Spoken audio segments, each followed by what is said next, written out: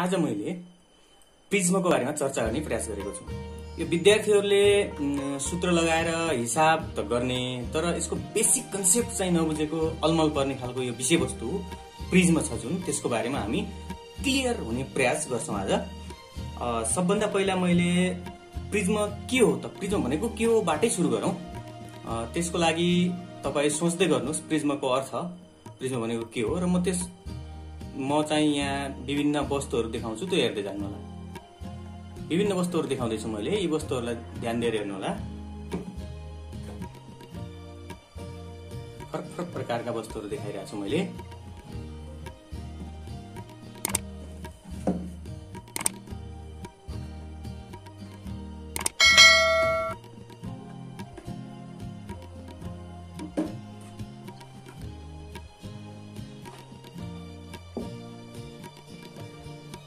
सबै प्रकारका वस्तुहरूलाई राम्रोसँग हेर्नु होला। फरक फरक वस्तुहरू मैले देखाइरहेको छु।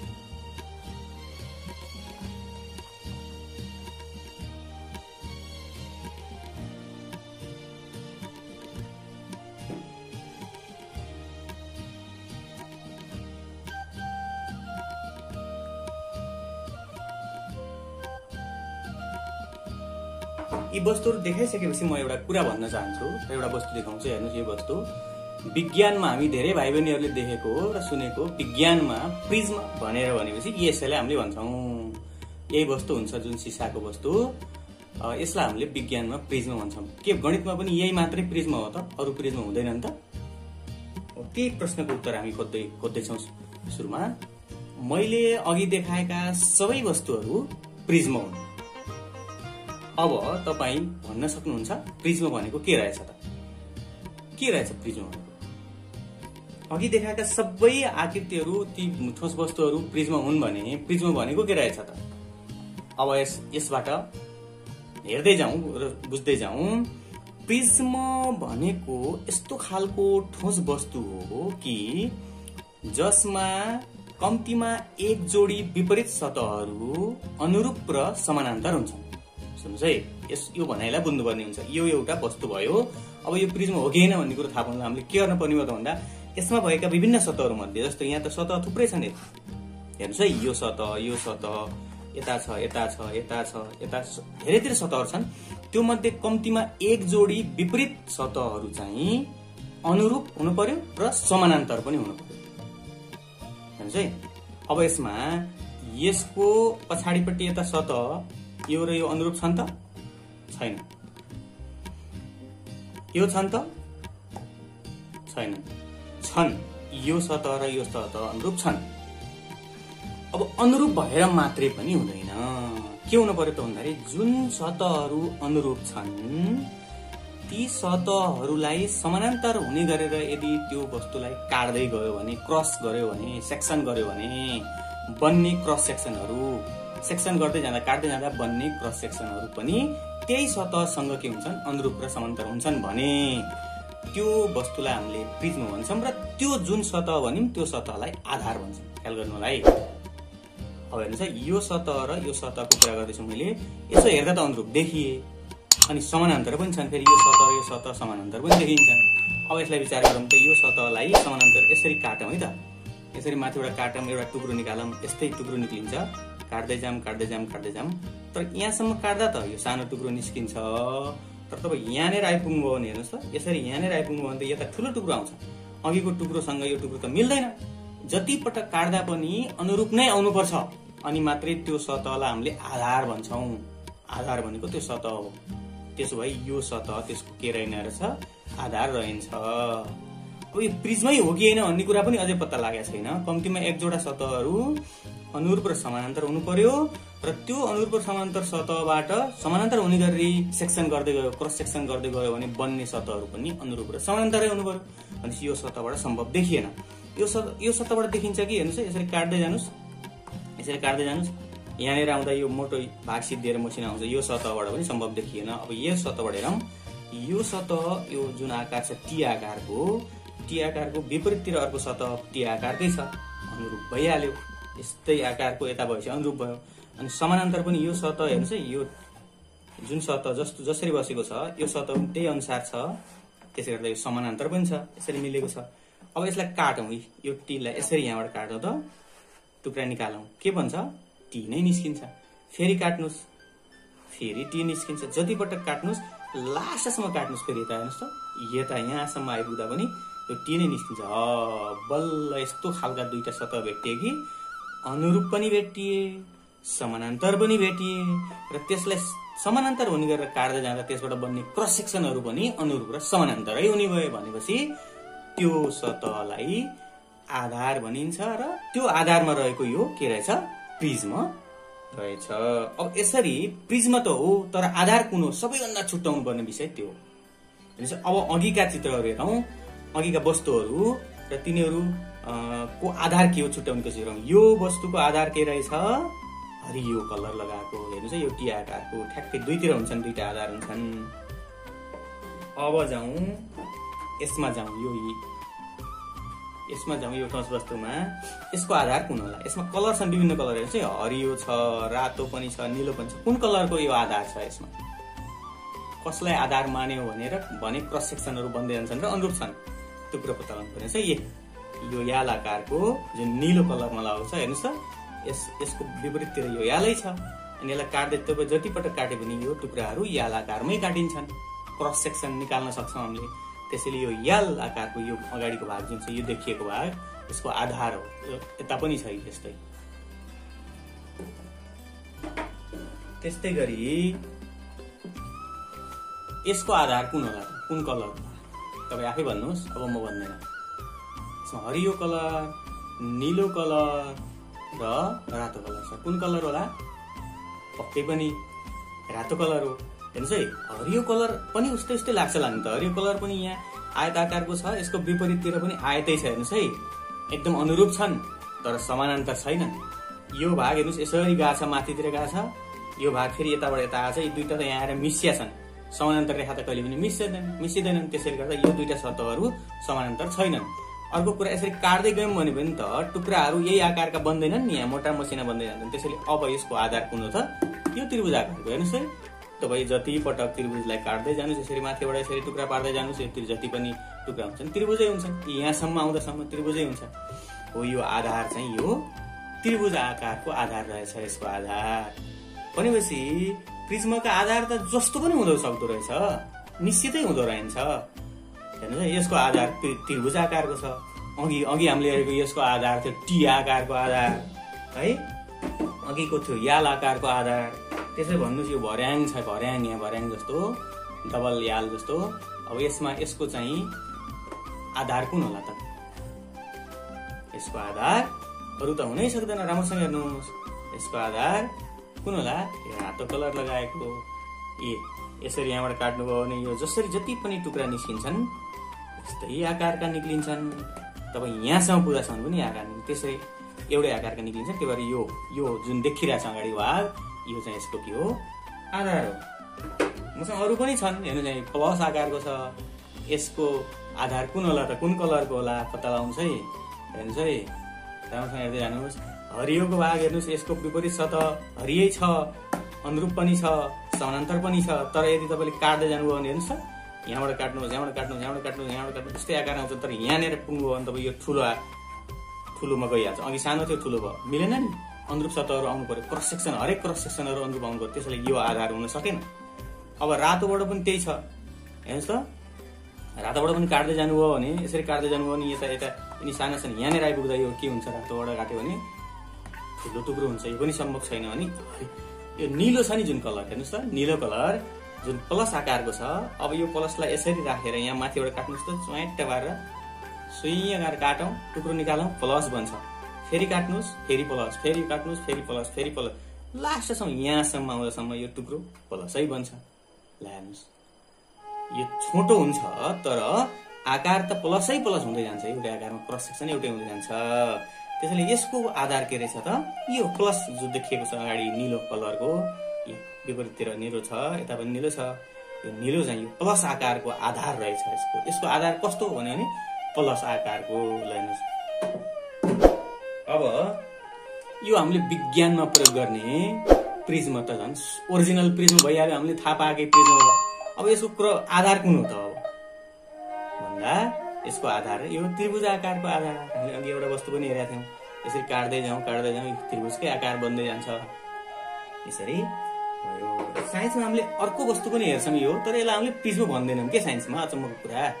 तर म्याथमा त यो पनि प्रिज्म रहेछ नि त, हेर्नु न, हेर्नुहोस्, किनभने यसको विपरीत सतहहरू, यसको विपरीत सतह यो अनुरूप र समानान्तर छन्, काट्दै जानुस् एउटै आकार बन्छन्। अझ यो त यस्तो राम्रो प्रिज्म रहेछ, हेर्नुहोस् त, यताबाट हेर्नुहोस्, यताबाट हेरे पनि जतिपल्ट काटे पनि यस्तै आकार बन्छन्, यताबाट हेर्नुहोस्, यताबाट काटे पनि बन्छन्, यताबाट हेर्नुहोस्, जताबाट पनि यसको आधार हुन सक्ने खालको प्रिज्म रहेछ। यो त झनै राम्रो प्रिज्म रहेछ। हामीले यसलाई षड्मुखा पनि भन्थ्यौँ।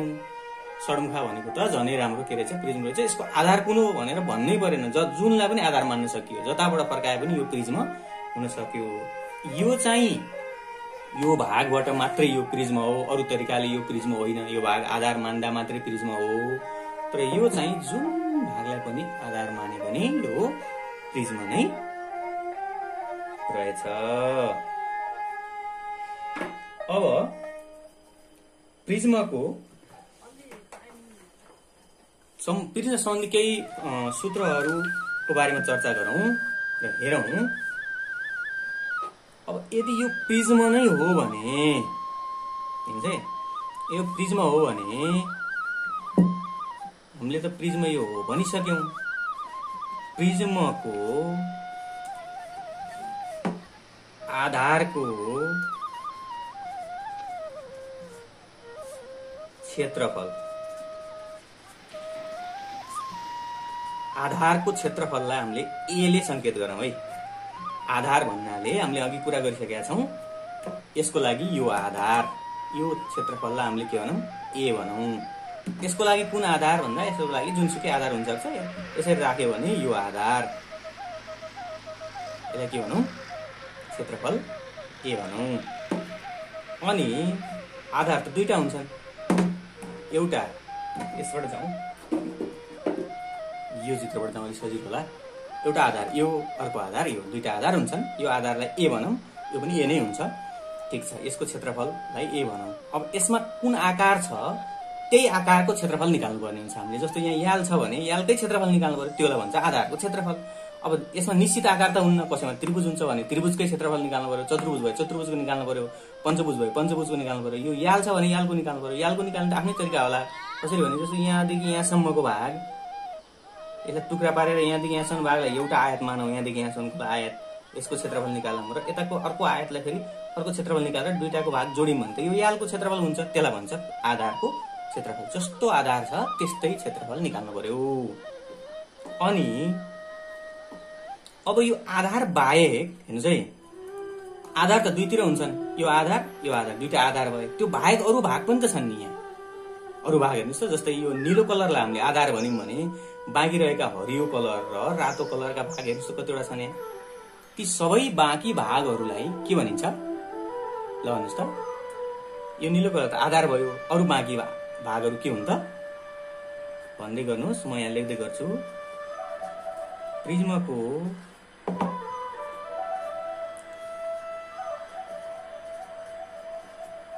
छड्के सतह, त्यसलाई भनिन्छ छड्के सतह।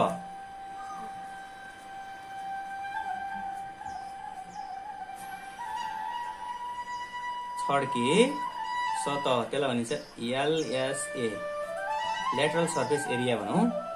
छड्के सतहको क्षेत्रफल कति हुन्छ त हेरौँ है त। अब यसैबाट सुरु गरौँ। यो आधार भयो, छड्के सतह भनेको यो भाग हेर्नुहोस्, यो भाग, यो भाग, यो भाग, यो भाग, यो भाग, यो भरि छड्के सतह हो। त्यसको क्षेत्रफल कसरी निकालिन्छ त्यो भन्दा पहिला एकचोटि कुरा गरौँ। के कुरा गरौँ भने आधार त जुनसुकै आकारको पनि हुँदो रहेछ प्रिज्ममा, बाँकी रहेका छड्के सतहहरूको आकार कस्तो हुन्छ हेर्नुहोस् है। यो आधार याल छ, बाँकी रहेका छड्के सतह हेर्नुहोस् त, आयत आयत आयत सबै आयत छन् होइन। यसमा हेर्नुहोस् त, आधार प्लस छ, छड्के सतह मैले यसलाई भनेको थिएँ, यसलाई भनेको थिएँ हेर्नुहोस् है। अनि सबै के छन्, आयत छन्। आधार दुईटा, आधार बाहेक अरू सबै के छन्, आयत छन् हेर्नुहोस् है। यहाँ पनि हेर्नुहोस् त, आधार यस्तो आकारको छ, भर्याङ आकारको। बाँकी रहेका अरू सबै सतह हेर्नुहोस् त, सबै आयत। जानुहोस्, सबै आयत। यहाँ जाऊ, यो आयत, अर्को आयत, यता आयत, यिन दुईटा आधार।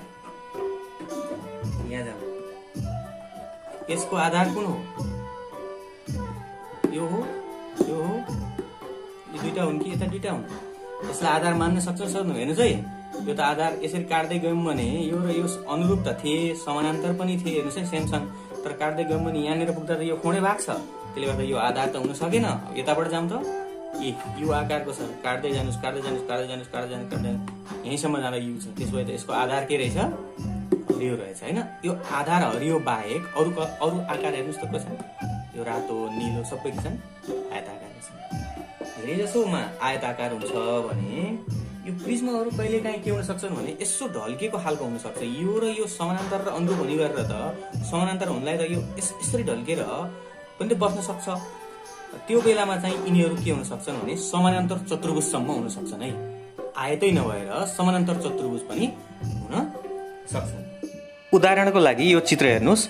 चित्र ए मा छड्के सतहहरू आयताकारका छन् भने त्यस्तै खालको चित्र अर्को बी छ, तर बीमा चाहिँ अलिकति ढल्केको आकारमा छ। हेर्नुहोस्, त्यसमा चाहिँ छड्के सतहहरू के छन्? समानान्तर चतुर्भुज छन्, त्यसमा आयत छैन। यति धेरै कुरा गरिसकेपछि फेरि अर्को कुरा पनि गर्न मन लाग्यो। यो वस्तु प्रिज्म हो कि?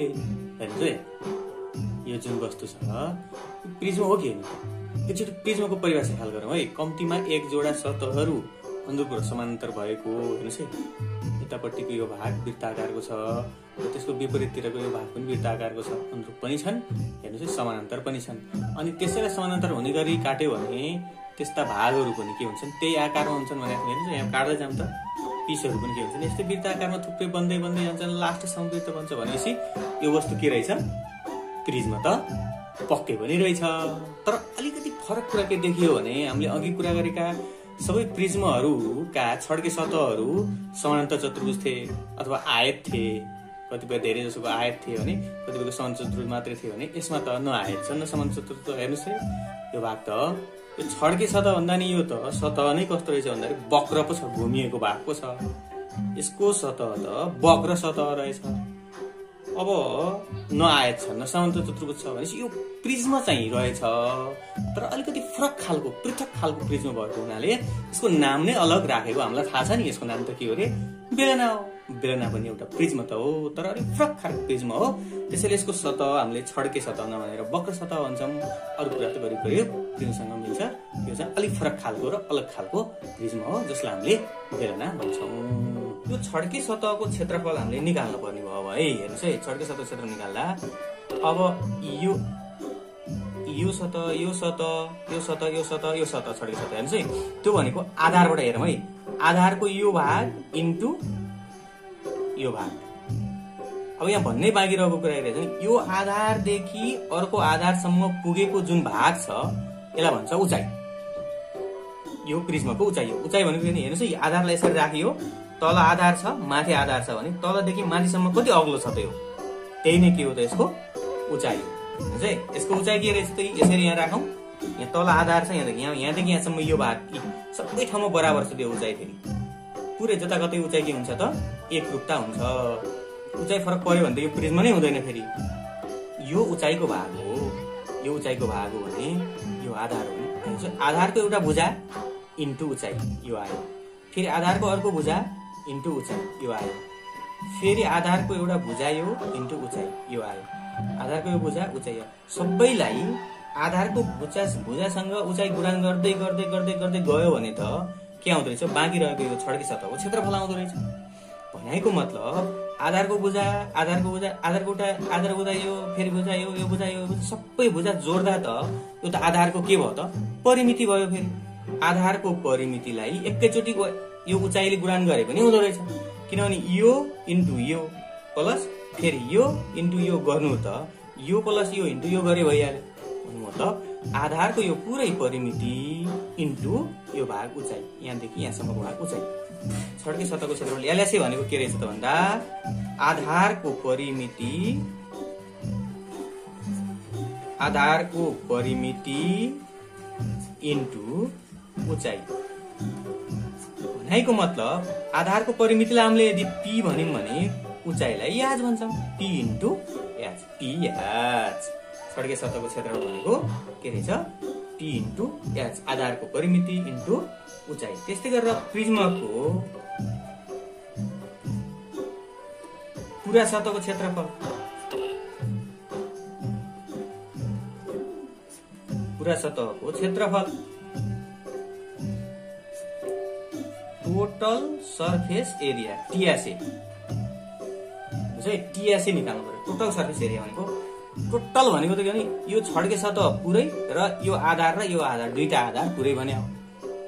जम्मा जम्मी निकाल्नु पर्यो भनेपछि यो आधारलाई त हामीले ए भन्यौं, यसलाई ए भनेको छ भने चाहिँ माथि आधार क्षेत्रफललाई ए भनेको छ। त्यस्तै ए पछाडि पनि छ, यो ए दुईटा ए भयो, 2a भयो। अनि अरु बाँकी सबैलाई त पियाज भने हो, फेरि परिमिति इन्टु उचाइ भने हो। त्यसो भए पुरै सतह, यो पुरै सतह यसको जताकतै जोड्दा जम्मा जम्मी क्षेत्रफल कति भयो त भन्दा 2a। ए भनेको आधारको क्षेत्रफल है। आधारको क्षेत्रफललाई 2 ले गुणन गर्नु, दुईटा आधार प्लस पी इन्टु याज, पियाज अर्थात छड्के सतहको क्षेत्रफल। अब जाउँ प्रिज्मको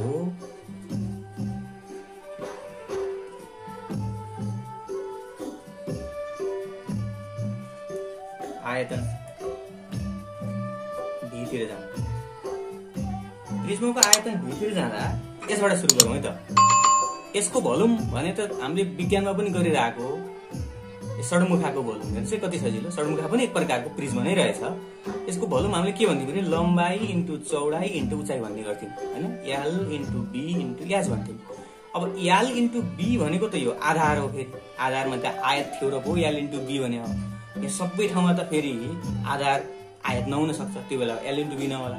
तर यसको खास आयतन त कति हो त? एल इन्टु बी इन्टु याज हो। हेर्नुहोस् है, म यहाँ रफमा हेर, यसरी हामीले एल इन्टु बी इन्टु याज भन्ने गर्छौँ षड्मुखाको। अब एल इन्टु बी भनेको त आधारको क्षेत्रफल एरिया ए हो।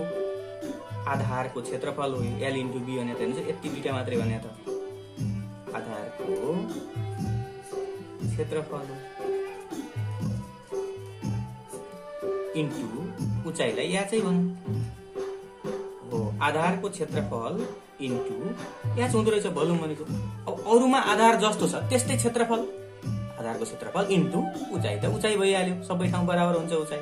त्यसले गर्दा आयतन के भयो त भन्दा आधारको क्षेत्रफल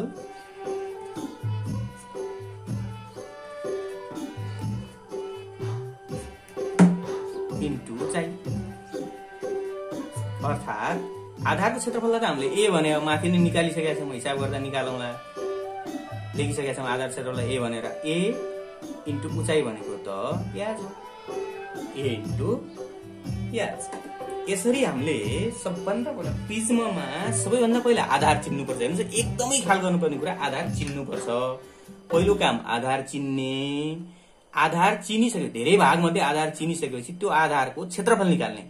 त्यो आधारको क्षेत्रफल भने कस्तो प्रकारको आधार छ त्यस्तै खालले क्षेत्रफल निकाल्ने। सकेसम्म यो आधारलाई आयत बनाउने कोसिस गर्ने र आयतका टुक्रामा विभाजन गरेर यिनी सबैको क्षेत्रफल निकाल्दा जोडेपछि यो टोटल क्षेत्रफल आधारको क्षेत्रफल भयो, त्यो ए भयो। त्यसपछि छड्के सतहको क्षेत्रफल निकाल्दाखेरि परिमिति चाहिन्छ र उचाइ चाहिन्छ। उचाइ भनेको त फेरि मैले भन्दैछु यो आधारदेखि यो आधारसम्म गएको यो भाग उचाइ हो। तपाईलाई चित्र देखाउने बेला यसरी देखायो चित्र, मानौ यसरी चित्र देखायो, प्लस आकारको चित्र आउँछ नि एक्जाममा।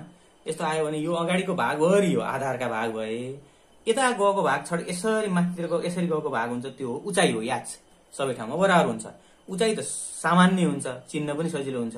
अब आधारको क्षेत्रफल चाहिँ यसलाई पत्ता लगाउन अलिकति गाह्रो हो। यसलाई आयत बनाएर त्यो हामी अर्को पाठमा त्यसको फेरि क्षेत्रफल निकाल्ने तरिका पनि सिकौँला। अहिले यसको सूत्रको लागि मात्रै कुरा गर्दैछु मैले। अहिलेलाई यति मात्रै गरौँ कि आधारको क्षेत्रफल पत्ता लगाउने र त्यसपछि उचाइ त यो छँदैछ। अनि छड्के सतह चाहिँदाखेरि परिमिति चाहिन्छ र उचाइ। परिमिति भनेको त फेरि यो आयतलाई यसरी राखौँ र कुनै एउटा बिन्दुबाट सुरु गरौँ, यो लम्बाई यो लम्बाई यो लम्बाई यो लम्बाई यो लम्बाई यो लम्बाई यो यी सबै वरिपरिका लम्बाई सबै जोडौँ, त्यो नै परिमिति हो। किनभने परिमिति भनेको त कुनै पनि वस्तुको परिमिति भनेको वरिपरिको घेरो हो। यसरी जहाँनिरबाट सुरु गर्यो यहाँनिरबाट सुरु गर्यो भने यी सबै वरिपरिको घेरो नाप्यौँ भने टोटल परिमिति पी हुन्छ।